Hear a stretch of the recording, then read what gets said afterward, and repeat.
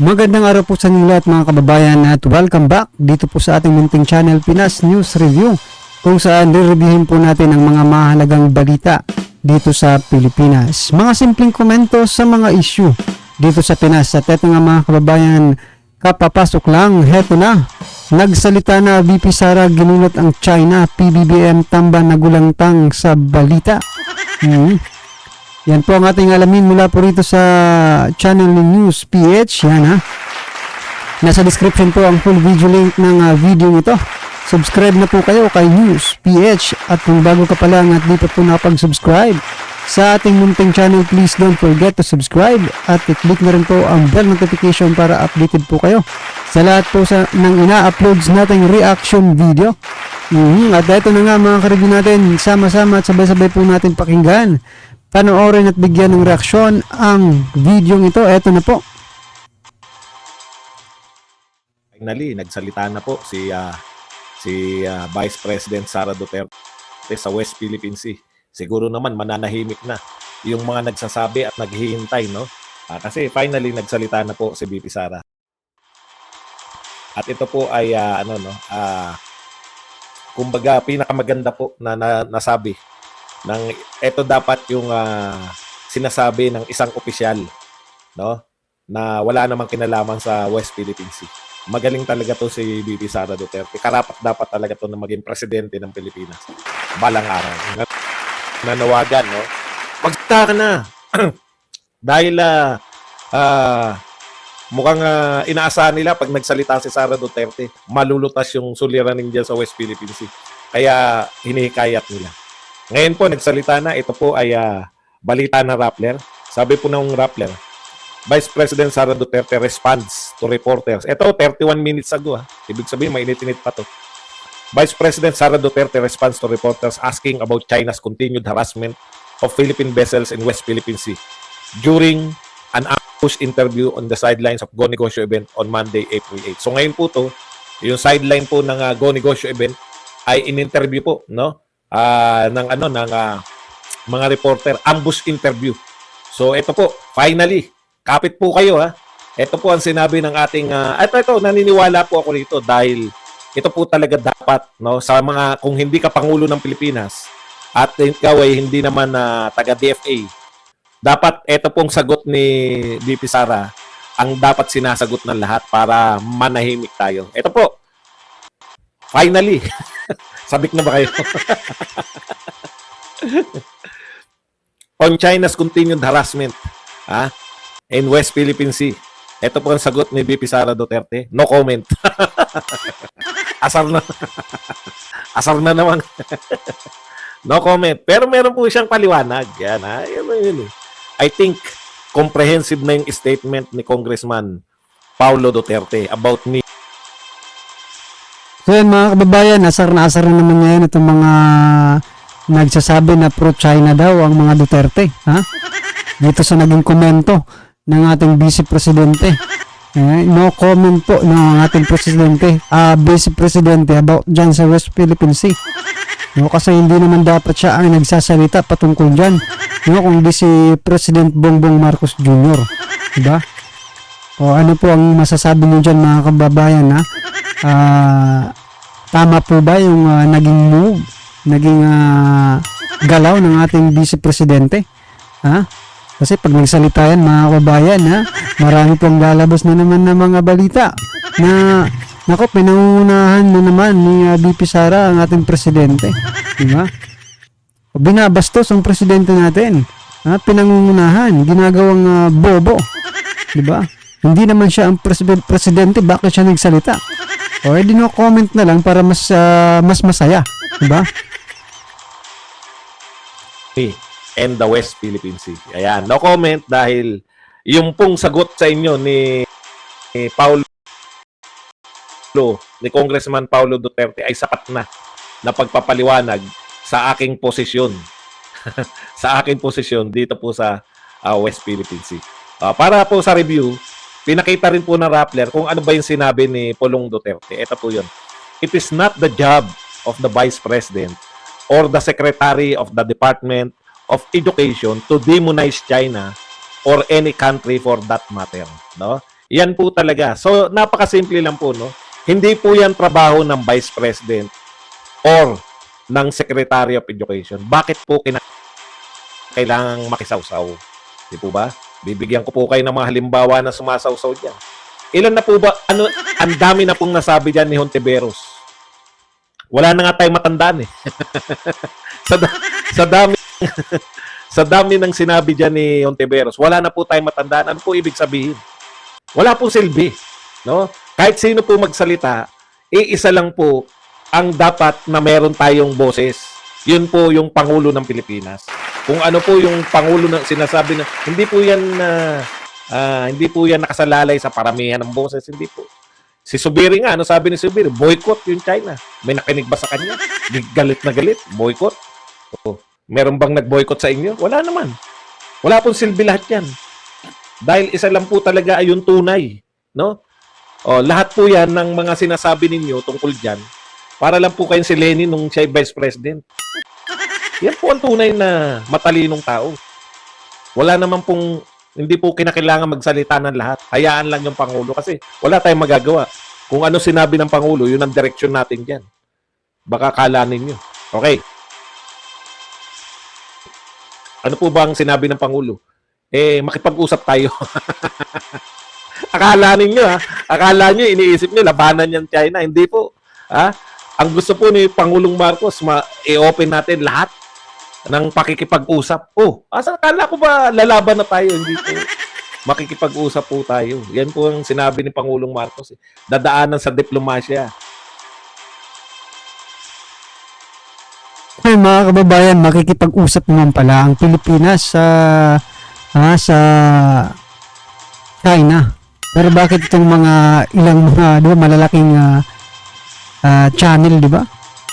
Kung makapagbalita sa China, talagang parang dinuro mo ng Pilipinas ang China. Hindi naman po mangyayari yung mga kababayan, no? Sinasabi nga ng iba, baka nananaginip lang ang Pilipinas, di ba? Nadurugin ng China. Mismo ang US, mga kababayan, nakikipag-usap no? Dito sa China. Dahil napakalaki po talaga, no? ng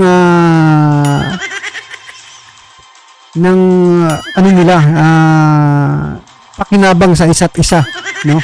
Ng US at saka China. In terms of ekonomiya, di ba? Nako. Pag yan mga kabayan, talagang collapse po talaga ang ekonomiya ng US, di ba? Kaya lang pong isipin natin na kahit anuman ang daldal natin dito sa Pilipinas na sige girahin na, di ba? Kung ang US po, mga kababayan, na number 1 at sinasandalan ng Pilipinas ngayon, di ba? Ay hindi pwedeng makipaggera sa China, no?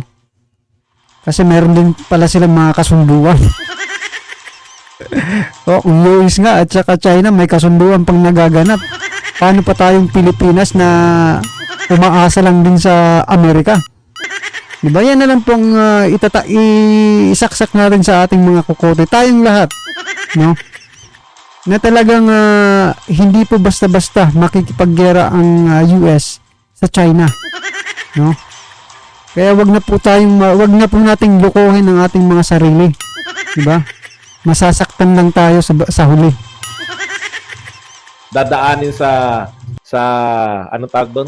Dialogue. Diplomacy and dialogue. Yan po ang opisyal. Lahat po hindi po opisyal.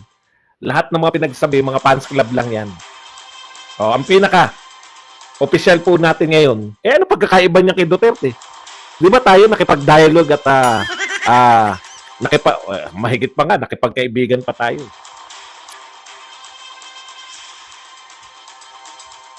Okay, punta na po tayo. Meron po mga nagtatanong. Sa meron ng pilosopo. May military exercise tayo, di ba? Patrol, no? Nagtanong isa, nasaan na yung China? Bakit nagtatago raw? Bakit hindi raw nagpakita sa patrolya ng US Lib team, no? Kasama ang Pilipinas, Japan at Australia. Bakit daw hindi nagpakita bigla yung China? Alam niyo po, malaki po yung dagat na yan. Kung gusto nyo po makita yung China, yung Coast Guard ng China, pumunta po kayo sa Ayungin. Wala naman sila sa Ayungin. Nasa dagat lang po sila eh.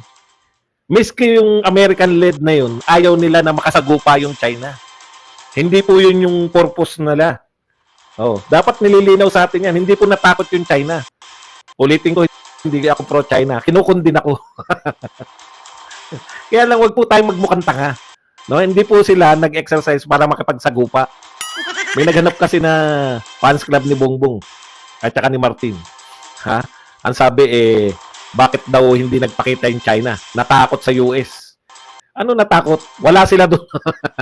Wala sila. Isa pa nga po yan mga kababayan, na parang diba, minamind condition nila yung Pilipino na talagang lalaban ang Pilipinas, no? Palaban ang Pilipinas sa China dahil nasa likod nito ang US, diba? Yan, isa po yan sa ako personally mga kababayan, opinion lang po ito isa po yan sa nakikita kong hindi magandang hindi naman sa sinasabi kong sabihin natin natatakot tayo, pero di ba kung aasa lang tayo sa US mga kababayan, anong tawag niyo dyan, di ba? Hindi ko inaalis sa inyo na pagtanggol ng Pilipinas, no? Kasi karapatan naman natin yan, di ba? Pero sa panahon ngayon na hindi na po uso ang digmaan, di ba? Di tulad noon, di ba, na konting lang digmaan na agad Baggera. Ngayon po iba na po, no? Sila rin sa lugar ng China.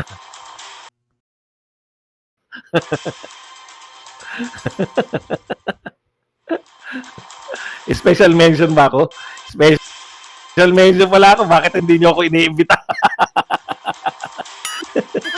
Biro lang, KJ. Okay, eto po. Punta na po tayo rito sa isa pang balita, no? Nangunguna po sa survey ang magpinsan. Gulat kayo, no? Kala nyo laging kulelat yung magpinsan, no? Hindi po. Yan ang sinasabi ko sa inyo. Maniwala po tayo sa mga survey na to. Hindi ba? Alilinawin ko lang po, ang mga survey company po, yung mga baguhang survey company katulad ng Tanghere, yung Publicos Asia, tsaka itong Octasearch, kinakailangan pa nila muna na tumagal, no? Para sila maging sa status. So yung nasa status po ng SWS tsaka Pulse Asia, sila po yung kumbaga most trusted na yan ng mga politiko mismo, no?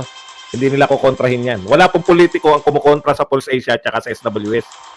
Si Jarrett lang kasi hindi niya naunawa. Hindi niya po naunawaan Okay. Bakit ba marunong pa kayo? Ako na nga nagbabalita, hindi po ako fake news. Ayan, meron, no? Ito po galing sa Tangere. Meron po dito sa politiko. Narito po si Pahatin, si Ina Reformina. Ina Reformina ba to? At saka yung pong CEO ng hindi pala, Ina Andulong pala. Ina Andulong. Yan. Iba pala yung Ina Reformina. Bakit nyo, ako sisisihin, nagbabalita lang ako. Mataas po ang rating. Mas mataas po ang rating ni Bongbong tsaka ni Martin Romualdez kaysa kay Sara Duterte. Maniniwala kayo?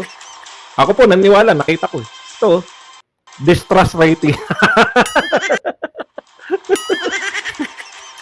Distrust rating po. Ibig sabihin po, nangunguna si Pangulong Marcos. Pinakamataas po ang distrust rating. Yung pong walang tiwala ang tao. Akala nyo bakit yan na si Bongbong Marcos po ay mayroong distrust rating na 23%. Yan, pinakamataas po sa mga salima. Distrusted, most distrusted. Nagre-react kayo kagad, pinakamataas. At pumapangalawa po ang kanyang pinsan, Speaker Martin Romualdez. May distrust rating po na 20%. Sabi sa inyo